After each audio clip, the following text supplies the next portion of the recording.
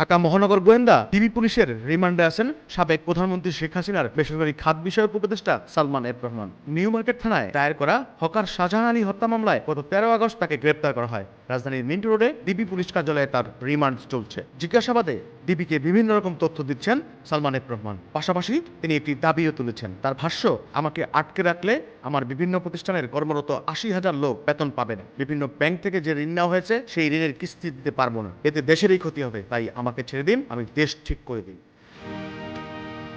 তার আবদারের এই জবাবে ডিবির এক কর্মকর্তা বলেন, আপনি ঠিক করলে এখানে বসেই ঠিক করুন, কোর্টে গিয়ে কথা বলুন, কিন্তু আপনাকে ছাড়া হবে না। একের পর এক মামলায় কমপক্ষে 1 বছর আপনাকে রিমান্ডে থাকতে হবে। সালমান এফ রহমানের কাছে ডিবি জানতে চায়, গত নির্বাচনের আগে আওয়ামী লীগ কিভাবে পরিস্থিতির নিয়ন্ত্রণ নিয়ে সরকারের পতন ঠেকিয়ে দেয়। উত্তরে সালমান এফ রহমান বলেন, আমরা আমেরিকার পক্ষে আছি, আর এটা আমরা ভারতের মাধ্যমে আমেরিকাকে বোঝাতে সক্ষম হয়েছিলাম। আমরা তাদেরকে আরো বুঝিয়েছিলাম, বাংলাদেশকে বাঁচাতে হলে শেখ হাসিনার কোনো বিকল্প নাই। তখন আমাদের এবং ভারতের কথায় আমেরিকা কনভিন্স হয়েছিল, না হলে তখনই আমাদের পতন হয়ে যেত।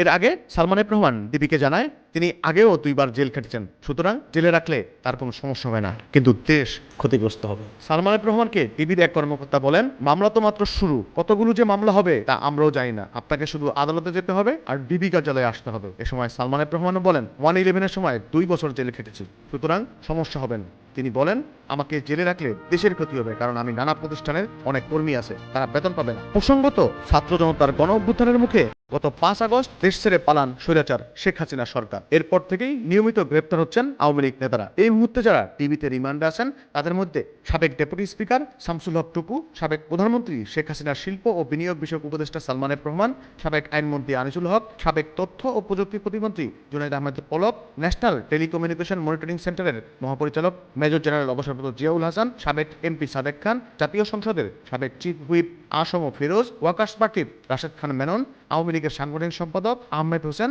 চট্টগ্রাম বন্দরের সাবেক চেয়ারম্যান রিয়ার অ্যাডমিরাল অবসরপ্রাপ্ত মোহাম্মদ সোহেল, সাবেক ক্রীড়া উপমন্ত্রী আরিফ খান জয়, সাবেক সমাজ কল্যাণ মন্ত্রী ডক্টর দীপুমণি, সাবেক সিনিয়র সচিব শাহ কামাল, ঢাকা বিশ্ববিদ্যালয়ের ছাত্রলীগের সাধারণ সম্পাদক আনবির হাসান সৈকত প্রমুখ।